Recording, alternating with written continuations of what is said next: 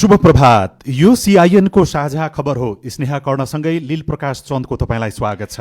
सामुदायिक रेडियोबाट देशैभरि एकैसाथ प्रसारण भइरहेको साझा खबर CINखबर.com र मोबाइल एप CINबाट पनि सुन्न सकिन्छ।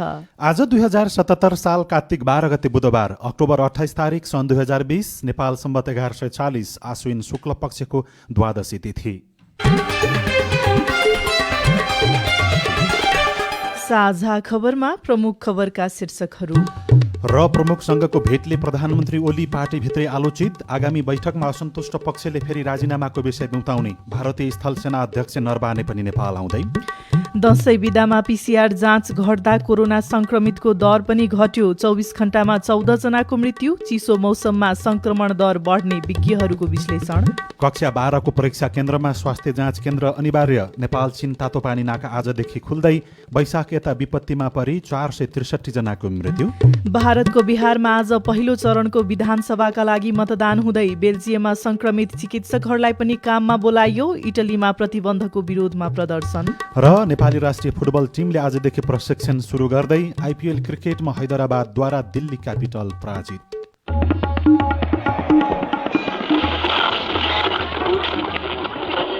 सयौं रेडियो, हजारौं रेडियो कर्मी र करोडौं नेपालीको माझमा यो हो सामुदायिक सूचना नेटवर्क CIN। साझा खबरको सबैभन्दा सुरुमा र प्रमुखसँगको भेटले प्रधानमन्त्री ओली पार्टीभित्रै आलोचित बनेको प्रसङ्ग। सत्तारूढ दल नेपाल कम्युनिस्ट पार्टी नेकपाका अध्यक्ष पुष्पकमल दाहाल प्रचण्ड र वरिष्ठ नेता माधव कुमार नेपाल पक्षले अब बस्ने पार्टीको बैठकमा प्रधानमन्त्री तथा पार्टी अध्यक्ष केपी शर्मा ओलीको राजीनामाको विषयलाई फेरि बिउताउने भएको छ। भारतीय गुप्तचर संस्था रका प्रमुखसँग मध्यरातीसम्म बालुवाटारमा भेट गरेको र यसबारेमा पार्टीमा कुनै पनि समन्वय नगरेको भन्दै असन्तुष्ट पक्षले तत्काल बैठक बोलाउन माग गर्ने भएको छ। यद्यपि उपप्रधानमन्त्री ईश्वर पोखरेलले भारतीय प्रधानमन्त्री नरेन्द्र मोदीको दूतको रूपमा र प्रमुख गोयल नेपाल आएको टिप्पणी गर्नुभएको थियो। पार्टी अध्यक्ष तथा प्रधानमन्त्री ओलीले स्थायी कमिटिको बैठकको निर्णय उल्लङ्घन गरेका कारण आगामी बैठकमा यसबारेमा गम्भीर छलफल गरिने नेकपाका नेता तथा पूर्व गृहमन्त्री भीम रावलले CINसँग बताउनुभयो। राष्ट्रिय महत्त्वका संवेदनशील विषयमा पार्टीभित्र छलफल गर्ने र साझा धारणा बनाएर अगाडि जाने निर्णय भएको छ। अब जहाँसम्म त्यो निर्णयको अवज्ञा र उल्लङ्घन हुँदाखेरि अब हामीले पार्टीको बैठकको माग गर्ने कुरा छ, त्यो त निश्चय रूपमा हामी माग गर्छौँ। यो पार्टीको यो त दलीय व्यवस्था हो। यहाँ कुनै पनि व्यक्ति आफै त्यहाँ कुनै पदमा पुगेर म नै सर्वसर्वा हुँ, मलाई जो मन लाग्यो त्यही देशको लागि म गर्छु, यस्तो प्रकारको कसैले पनि दाबी गर्न मिल्दैन। मैले अरूले कसैले पनि गर्न मिल्दैन। कतै यो पार्टीभित्रको गुट उपगुटको कारणले गर्दाखेरि गलत बाटोबाट हुने भेटघाटलाई त्यो एउटा प्रतिष्ठाको विषय बनाएको भन्न सकिन्छ कि सकिन्न? कुनै पनि जिम्मेवार व्यक्तिले अब गुट उपगुट व्यक्तिगत स्वार्थको बलिवेदीमा राष्ट्रिय सम्मान र राष्ट्रलाई नै ध्वस्त गर्न चाहन्छ भने त अब त्यसको औषधि त जनताले मात्रै गर्न सक्दैन। यो भेटघाटकै कारणले गर्दाखेरि अब नेकपा भित्रको विवाद फेरि आजभन्दा 2-3 महिना अगाडिकै स्थितिमा पुग्ने अवस्था रहन्छ कि रहँदैन? हेर्नुहोस्, यो नेकपा भित्रको विषय मात्र होइन। एउटा राष्ट्रको स्वाभिमान, स्वाधीनता र अखण्डताका कुरा यो सम्पूर्ण 3 करोड नेपालीको चासोको विषय हो। प्रधानमन्त्रीले पदबाट राजीनामा दिनुपर्ने यस अगाडिको निर्णय फेरि बिउताउनुहुन्छ? होइन, अब त्यो राजीनामा दिनुपर्ने नपर्ने अब त्यो मैले कुनै एक्लै व्यक्तिगत रूपमा यस्तो उस्तो भन्ने कुरा भएन। हेरिराख्ने कुरा होइन। स्थायी कमिटीको बैठकले आफूले गरेका निर्णयहरू कार्यान्वयन किन भएनन्, राष्ट्रको स्वाधीनता र स्वतन्त्रता र स्वाभिमानमाथि धक्का पुग्ने काम किन भयो भन्ने कुरा यत्रो कम्युनिस्ट पार्टीले नगर्ला त आफ्नो बैठकमा निसन्देह नै गर्छ होला, गर्नुपर्छ भन्ने मेरो धारणा छ। प्रधानमन्त्री ओलीको सचिवालयले भने गोयलसँग बालुवाटारमा शिष्टाचार भेट भएको यसअघि नै स्पष्ट पारिसकेको छ। जाडो मौसमको बेला चीनको वुहानबाट सुरु भएको नोभेल कोरोना भाइरस कोभिड-19 को कोरोना संक्रमण गर्मीको समयमा कम हुने वैज्ञानिकहरूले बताएका थिए। तर संक्रमण दर मौसममा निर्भर नभए पनि नेपालमा जाडो मौसमको सुरुवात हुँदै गर्दा फेरि संक्रमण दर बढ्ने विश्लेषण हुन थालेको छ। कोरोना संक्रमणको दर साउनको अन्त्यदेखि कार्तिकको सुरुसम्म दैनिक औसतमा 3 देखि 4 हजारका दरले थपिँदै आएको देखिन्छ। CINसँग कुरा गर्दै जनकपुर प्रादेशिक अस्पतालका कोभिड-19 focal person doctor Jamnu Prasad Singh. मौसमले अहिलेसम्म खासै फरक परेको देखिएको छैन। जाडोमा भन्दा गर्मीमा त्यसको वर्षामा त्यसको केही फरक धेरै ठाउँमा देखिएको छैन। मुभमेन्टले गर्दा चाहिँ हुन्छ। अब मुभमेन्ट भनेको पब्लिकको कतिको मुभमेन्ट छ, बाहिर कतिको क्राउड जम्मा भएको छ, के फेस्टिभल छ, आफ्नो देश अनुसारको कल्चर अनुसार पब्लिकको जमघट के कसो छ, त्यस हिसाबले तलमाथि हुने गरेको छ। सन् 2002 र 2012 मा देखिएको सार्स नामक कोरोना भाइरसका कारण विश्वभर 8,000 नागरिक प्रभावित भएकोमा 725 जनाको मृत्यु भएको थियो। तर अहिले देखिएको कोरोना भाइरस त्योभन्दा पनि फरक र नयाँ भएका कारण यसबारेमा अध्ययन र अनुसन्धान अझै भएको छैन। नेपालगञ्जको भेरी अस्पतालमा कार्यरत डाक्टर खगेन्द्रजङ शाहले सिआइएनसँग भन्नुभयो, जाडोमा अन्य सिजनल फ्लूहरू पनि हुने हुनाले अब कोरोना लागेको मान्छेलाई जुन किसिमको जटिलता हुन्छ त्यो जटिलता जति कम छ, अब जाडोमा चाहिँ यो जटिलता एकदमै बढेर जाने चाहिँ चान्स बढी हुन्छ। पहिलेदेखि फोक्सो सम्बन्धी समस्याहरू झन बल्झिने हुन्छ। कोरोना थपिएपछि त्यसले गर्दा मान्छेहरूको मृत्यु दर चाहिँ बढ्न सक्छ। भाइरसको अध्ययन गर्ने भाइरोलोजिस्टहरूका अनुसार कोरोना संक्रमणको दर घटबढ हुने विषय मौसममा निर्भर हुन्छ। एकजना भाइरोलोजिस्ट मनमोहन मिश्रले भन्नुभयो, यसको लागि जुन भइरहेछ रिसर्चहरू त्यो के छ भने टेम्परेचर बढी भयो भने भाइरस मर्छ, तर यो रेसिस्ट गर्न सक्छ नि त सर्टेन टेम्परेचरसम्म। त्यही भएर गर्मीमा पनि देखियो, चिसोमा चाहिँ झन बढी बढ्न सक्छ भन्ने एजम्पसन हुन्छ। मौसमी रुगाखोकी बढी हुने हुन्छ नि त, त्यो बेला टेस्ट गराउनको चाप बढ्न सक्छ। टेस्टिङ बढ्यो भने फेरि इन्फेक्सन रेट पनि बढ्न सक्छ। विश्व स्वास्थ्य संगठनले आउने महिनामा फेरि संक्रमणको दर बढ्न सक्ने यस अगाडि नै चेतावनी दिइसकेको छ। स्पेन, इटली, बेलायत लगायत विश्वका विभिन्न मुलुकमा कोरोनाको दोस्रो चरण सुरु भइसकेको भन्दै ती देशहरूले सावधानी अपनाइरहेका छन्। पछिल्लो 24 घण्टामा पीसीआर जाँच थोरै गरिएका कारण नोभेल कोरोना भाइरसको कारण संक्रमण हुनेको संख्या घटेको छ। बितेको 24 घण्टामा थप 570 जनामा कोरोना भाइरसको संक्रमण पुष्टि भएको हो। देशभरका ल्याबमा जम्मा 2725 पीसीआर परीक्षण भएको र 570 जनामा संक्रमण पुष्टि भएको स्वास्थ्य तथा जनसंख्या मन्त्रालयले जनाएको छ। नयाँ संक्रमित मध्ये 211 जना महिला र 359 जना पुरुष रहेका छन्। यो सँगै नेपालमा कुल संक्रमितको संख्या 1,60,400 पुगेको छ। उनीहरूमध्ये 1,18,843 जना संक्रमण मुक्त भएका छन्। पछिल्लो 24 घण्टामा मात्र 3,168 जना कोरोना संक्रमण पछि निको भएर घर फर्किएका छन्। कोरोना संक्रमणका कारण पछिल्लो 24 घण्टामा थप 14 जनाको मृत्यु भएको छ। यो सँगै नेपालमा कोरोना संक्रमणका कारण मृत्यु हुनेको संख्या 876 पुगेको छ। नागरिक सचेत नभएसम्म नेपालमा फैलिएको कोरोना महामारी नियन्त्रणमा आउन नसक्ने सरकारले बताएको छ। दशैं लगायतका अन्य चाडपर्वमा यथास्थानमा मनाउन सरकारले निरन्तर आग्रह गरे पनि कतिपय व्यक्तिहरू सहर बजारबाट घर गएर दशैं मनाएको प्रति स्वास्थ्य तथा जनसंख्या मन्त्रालयले चिन्ता व्यक्त गरेको छ। धेरैले मन्त्रालयको आग्रहलाई मानेर यथास्थानमा दशैं मनाए पनि केही व्यक्तिहरू भने टाढा टाढाबाट कोरोना बोकेर चाडपर्व मनाउन घर गएको मन्त्रालयको आकलन रहेको छ। मन्त्रालयका प्रवक्ता डाक्टर जागेश्वर गौतमले यसकै कारणले कोरोना महामारीको जोखिम झन बढेको उहाँले बताउनुभयो। तर पर्वतको जलजला गाउँपालिकामा कोरोना संक्रमितको संख्या बढ्न थालेपछि हिजोदेखि समुदाय स्तरमै कोरोना परीक्षण सुरु गरिएको छ। संक्रमितको सम्पर्कमा आएकाहरूमा धमाधम कोरोना पुष्टि हुन थालेपछि गाउँपालिकाले एक घर एक पीसीआर जाँच अभियान सुरु गरेको गाउँपालिकाका अध्यक्ष यामबहादुर मल्लले सिआइएनसँग बताउनुभयो। अब मान्छेहरू एकदमै आउने जाने एकदम बढी भयो। गाउँ गाउँमा पनि कोरोनाहरू अहिले भेटिन लागिसक्यो। त्यो भएर पनि अब हामीले अहिले एउटा घरबाट एकजनालाई गऱ्यौँ भने कमसेकम एउटा परिवारबाट एकजनालाई गऱ्यो भने त्यो एकजनाको रिपोर्ट पोजिटिभ आयो भने अरूलाई पनि गर्न सजिलो भयो, अरूलाई पनि त्यो घरको परिवारलाई। होइन भने पनि नेगेटिभ आयो भने थाहा हुन्छ भनेर हाम्रो झन्डै 6,000 घरधुरी छ हाम्रो जलजला गाउँपालिकामा। हाम्रो 9वटा वार्ड छ। कोरोनाहरू बढी हुन सक्ने भएर हामीले एक घर एक पीसीआर गर्ने भनेर यो हामीले यो अवधारणामा अगाडि बढाएका छौँ आजबाट। तपाईहरुले एक घर एक व्यक्ति भन्दै गर्दाखेरि चाहिँ कति दिनभित्रमा पीसीआर परीक्षण गरिसक्नुहुन्छ? तत्कालै आज गर्यौँ। आज हामीले झन्डै कति 40 जनाको गर्यौँ। अब मान्छेहरू त्यति आउनु भएन, चाडबाडले पनि होला। अब हामी पूर्णिमाको भोलिपल्ट लगत्तै गर्छौँ। अनि त्यसपछि हाम्रो सबै वार्डमा हाम्रो 9वटा वार्ड छ। 9वटा वार्डमै स्वास्थ्य चौकीहरू छ। त्यहाँ ल्याबको टेक्निसियनलाई लगेर त्यहाँ जाने भनेर भनेका छौँ। सम्भवतः हामीले यो महिनाभित्र नै सबै सक्छौँ होला। रेडियो कर्णाली आवाज सिमकोट हुम्लाका अनुसार हुम्लाको ताजाकोट गाउँपालिकाले 5 दिनका लागि आफ्ना अन्तर्गाउँपालिका सबै नाकाहरू बन्द गरेको छ।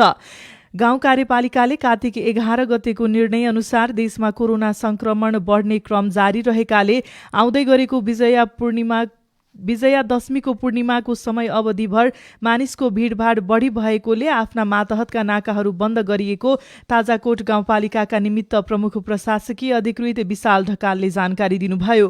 बाजुरा जिल्लाको कवाडी नाका, मुगु जिल्लाको तीर्थसैनबाट ताजाकोट गाउँपालिका र माथिल्लो हुम्ला पुग्ने यी मुख्य नाकामा 5 दिनका लागि आवत जावतमा निषेध गरिएको छ।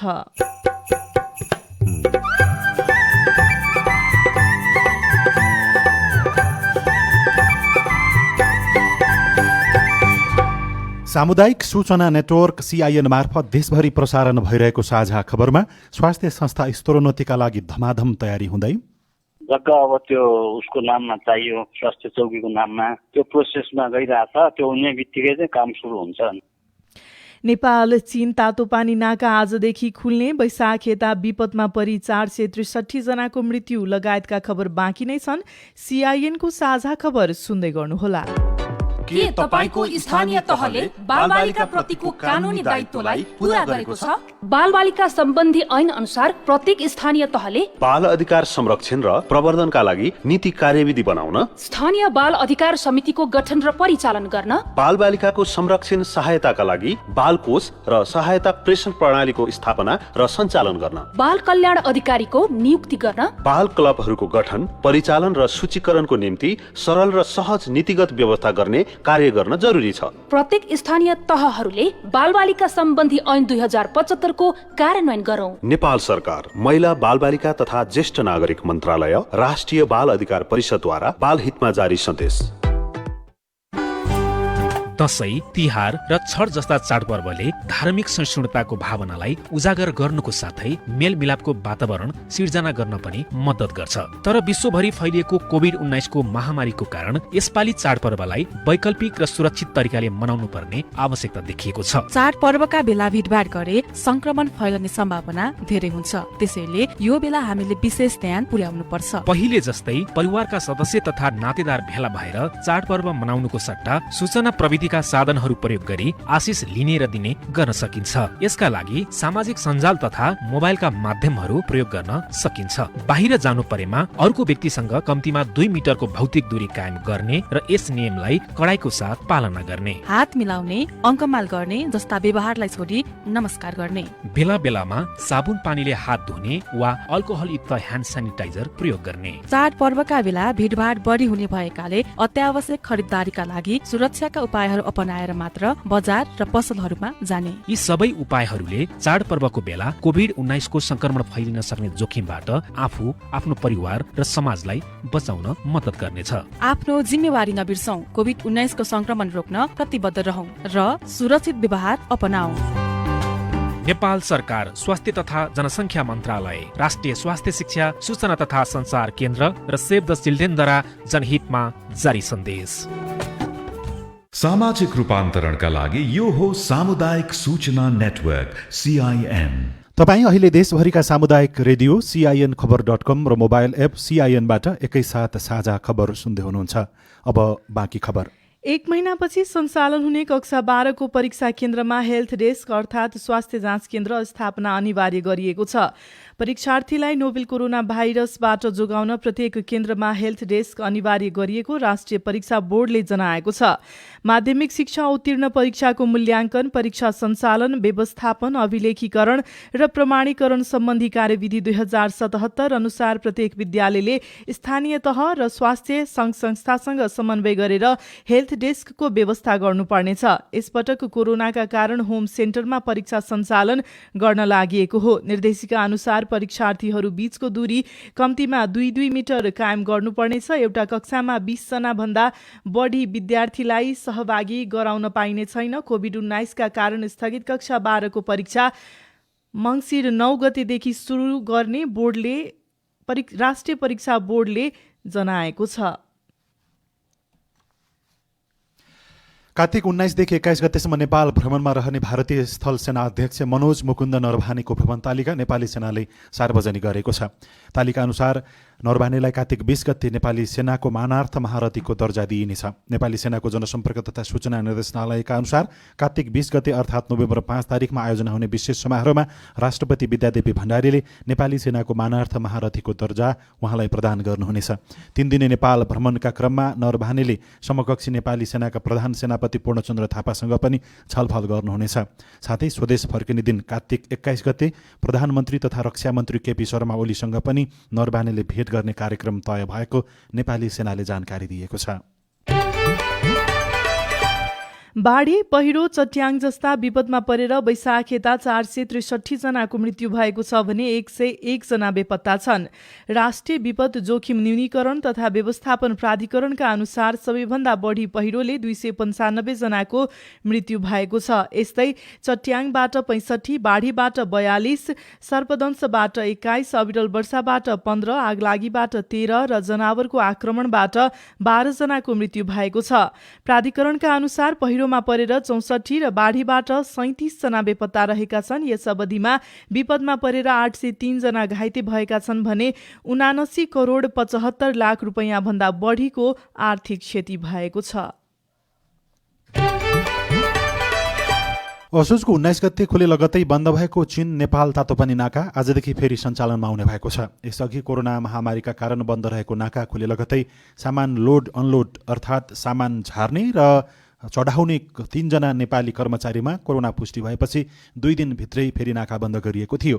त्यसयता चीनले नेपाल पक्षलाई कोरोना महामारी सुरक्षाको प्रबन्ध गर्न अनुरोध गर्दै नाका बन्द गरेको थियो। लासास्थित नेपाली महावाणिज्य दूतावासका कार्यवाहक महावाणिज्य दूत जिम्सन रुमदाली राईका अनुसार तिब्बतको वाणिज्य विभागले अस्ति नाका खुल्ने तयारीको बारेमा जानकारी दिइसकेको छ।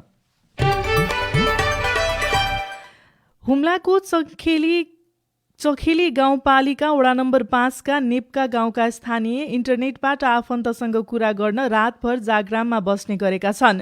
दुर्गम गाउँमा टेलिकम सेवा नहुँदा त्यहाँका स्थानीयवासी आफन्तसँग कुराकानी गर्न रातभरि जाग्राम बस्नुपर्ने बाध्यता रहेको छ। गाउँका बासिन्दाहरू आफन्तसँग कुरा गर्न कि त 2 दिन हिँडेर जानुपर्छ कि त रातभरि जाग्राम बसेर इन्टरनेटमा कुरा गर्नका लागि लाइनमा बस्नुपर्ने नेकपाका स्थानीय हर्कधन तामाङले बताउनुभयो। रेडियो कर्णाली आवाज सिमकोट हुम्लाले खबर पठाएको छ। साझा खबरमा अब हेलो सीआईएन राजन रुचालबाट। मेरो नाम गौरी शंकर यादव हो र मेरो घर चाहिँ सिरा नगरपालिका वार्ड नम्बर 12 मा पर्छ, सारसरकट्टी भन्ने गाउँमा। र मेरो वार्डमा सबै बाटो बनिसकेको छ हैन, तर मेरो गाउँमा चाहिँ बाटो चाहिँ अहिलेसम्म चाहिँ सुरु नै भएको छैन। तपाईको प्रश्न हामीले सिराहा नगरपालिकाका नगर प्रमुख अशेश्वर प्रसाद यादव समक्ष राखेका छौं। ढिलाइ भएको होइन, अब जुन बाटो जरुरी थियो त्यो बाटो बन्यो, त्यति जरुरी त्यो बाटो थिएन, त्यसैले पछि बनाउँदा पनि हुन्छ भनेर नि अहिले सुरु भइसकेछ बाटो बन्नु, पुससम्म पुरा भइहाल्छ। नमस्कार, मेरो नाम डमर दाहाल, छत्रेश्वरी 4 जय चौरदेखि। हाम्रो सामाजिक सुरक्षाबाट कहिले आउँछ त्यही प्रश्न पारिदिनुहुन अनुरोध गर्दछु। यस विषयमा हामीले सल्यानको छत्रेश्वरी गाउँपालिकाका निमित्त प्रमुख प्रशासकीय अधिकृत किशोरी भट्टराईलाई सोधेका छौं। बजेटै पारित अझै पनि भइसकेको छैन हैन, दलहरूको अलिकति सहमति नभएको कारणले गर्दाखेरि टुङ्गो लाग्ने जस्तो छ। अब 17 गतेबाट यो सहमति जुट्यो भने बजेट पारित भएपछि अब यो मङ्सिरको महिनाबाट त सदस्य सामाजिक सुरक्षा भत्ता त त्यति बेलैबाट बाँड्ने वितरण गर्ने। तपाई जुनसुकै बेला हाम्रो टेलिफोन नम्बर 01 52 60 646 मा फोन गरेर आफ्ना कुरा रेकर्ड गर्न सक्नुहुनेछ। साथै हाम्रो फेसबुक पेज सीआईएन साझा खबरमा पनि लेख्न सक्नुहुनेछ। साझा खबरमा अब विदेशका खबर। भारतको बिहारमा पहिलो चरणको विधानसभा चुनाव आज हुँदैछ। बिहार विधानसभा चुनावको पहिलो चरणका लागि आज 71 सिटका लागि मतदान हुँदैछ। पहिलो चरणमा 71 सिटका लागि हुने विधानसभा चुनावमा 2 करोड 14 लाख भन्दा बढी मतदाताले भोट खसाल्नेछन्। चुनावमा 1066 जना उम्मेद्वारले उम्मेदवारी दर्ता गराएका छन्। युरोपेली मुलुक बेल्जियममा कोरोना संक्रमण अनियन्त्रित भएपछि संक्रमित चिकित्सकहरूलाई पनि काममा बोलाइएको छ। बेल्जियम सरकारले देशभर कोरोना भाइरसका कारण संक्रमित हुनेको दरमा तीव्रता आएपछि आइसोलेसनमा रहेका चिकित्सकहरूलाई बिरामीको उपचारका लागि भन्दै अस्पताल बोलाएको हो। बेल्जियमको लिज शहरमा पछिल्लो समय कोरोनाले सबैभन्दा धेरै प्रभाव पारेको छ। 1 करोड 16 लाख जनसङ्ख्या रहेको बेल्जियममा हालसम्म 3,33,000 भन्दा बढी संक्रमित भइसकेका छन् र इटलीमा कोरोना संक्रमणको जोखिमलाई ध्यानमा राखी लगाइएको प्रतिबन्धको विरोधमा प्रदर्शन गरिएको छ। इटलीमा कोरोना संक्रमणको दोस्रो चरणको लहर सुरु हुने भन्दै थप सावधानी अपनाउन लगाइएको प्रतिबन्धको विरोध गरिएको हो। प्रदर्शनको क्रममा प्रहरी र प्रदर्शनकारी बीच झडप समेत भएको छ। अब खेलकुदको खबर। नेपाली राष्ट्रिय फुटबल टिमले बंगलादेशसँग खेल्ने मैत्रीपूर्ण फुटबलका लागि आजदेखि प्रशिक्षण सुरु गर्दैछ। प्रशिक्षणका लागि हिजो नै सबै खेलाडीहरू काठमाडौँ आइसकेको र आजदेखि प्रशिक्षणको काम अगाडि बढ्ने अखिल नेपाल फुटबल संघ एन्फाका प्रवक्ता किरण राईले जानकारी दिनुभयो। नेपालले यसै महिना बंगलादेशको राजधानी ढाकामा त्यहाँको टिमसँग 2वटा मैत्रीपूर्ण फुटबल खेल्नेछ। पहिलो खेल कार्तिक 28 र दोस्रो खेल मङ्सिर 2 गते खेल्न लागेको हो। सनराइजर्स हैदराबादले युएमा जारी 13औं संस्करणको इन्डियन प्रिमियर लिग आइपिएल टी20 क्रिकेटमा दिल्ली क्यापिटल्सलाई 88 रनले पराजित गरेको छ। गैराती दुबई अन्तर्राष्ट्रिय क्रिकेट रङ्गशालामा भएको खेलमा टस हारेर पहिले ब्याटिङ गरेको हैदराबादले 20 ओभरमा 2 विकेट गुमाएर 219 रन बनाएको थियो। 220 रनको लक्ष्यसहित जवाफी ब्याटिङमा उत्रिएको दिल्लीले 19 ओभरमा अल आउट हुँदै 131 रन मात्र बनाउन सक्यो। जितसँगै हैदराबाद 12 खेलमा 10 अङ्क जोड्दै 6औं स्थानमा उक्लिएको छ भने पराजित भएको दिल्ली 12 खेलमा 14 अङ्क जोड्दै तेस्रो स्थानमा छ। र विश्व फुटबलको सर्वोच्च निकाय फिफाका अध्यक्ष जियानी इन्फान्टिनोलाई कोरोना भाइरसको संक्रमण देखिएको छ। फिफाले हिजो एउटा विज्ञप्ति जारी गर्दै अध्यक्ष इन्फान्टिनोलाई कोरोना भाइरसको संक्रमण देखिएको जानकारी दिएको हो। 50 वर्षीय इन्फान्टिनोलाई कोरोनाको सामान्य लक्षणहरू देखिएपछि अहिले उहाँ सेल्फ आइसोलेसनमा बसिरहनु भएको छ। समयमै स्वास्थ्य संस्थाको स्तरोन्नति नगर्नेको रकम फिर्ता लिइने रेडियो रिपोर्ट, अरू खबर र कार्टुन पनि बाँकी नै छ। CIN को साझा खबर सुन्दै गर्नुहोला। म यौनकर्मी महिला हुँ। मैले बारम्बार हिंसा बलात्कारको सामना गर्नुपर्छ। अनेक विभेद र लालचना खेप्न पर्ने डरले म प्रहरीलाई भन्न सक्दिनँ। म मेरो कुरा खुलेर भन्न चाहन्छु, तर सेवा लिन जाँदा सरकारी निकायमा न्यायका लागि लड्न जाँदा न्यायालयमा कतै पनि सुनवाई हुँदैन। सरकार र समाजको नैतिक दबावका कारण हामीले भेदभाव र कलङ्कको सामना गर्नुपर्छ। म कलङ्क, भेदभाव र दुर्व्यवहार सहन सक्दिनँ। HIV र यौन रोगबाट जोगिन कन्डोम बोक्दा अनेक लान्छना खेप्नुपर्छ। यौन पेशा रहर होइन, बाध्यता हो। हामी अपराधी होइनौं। यौनकर्मी पनि मान्छे हो। मानवाधिकारको सुनिश्चित गरौं। सम्मानपूर्वक बाँच्न पाउने अधिकार दिउँ। जागृति महिला महासंघ, नारी चेतना समाज, NCASC, सेभ द चिल्ड्रेन र ग्लोबल फन्ड।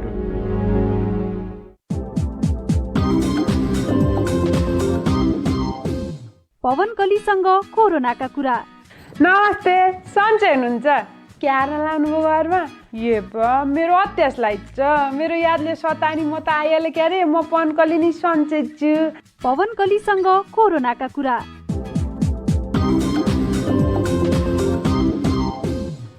नेपाल सरकार स्वास्थ्य तथा जनसङ्ख्या मन्त्रालय, राष्ट्रिय स्वास्थ्य शिक्षा सूचना तथा सञ्चार केन्द्र, सेभ द चिल्ड्रेन र सामुदायिक सूचना नेटवर्क CIN को प्रस्तुति।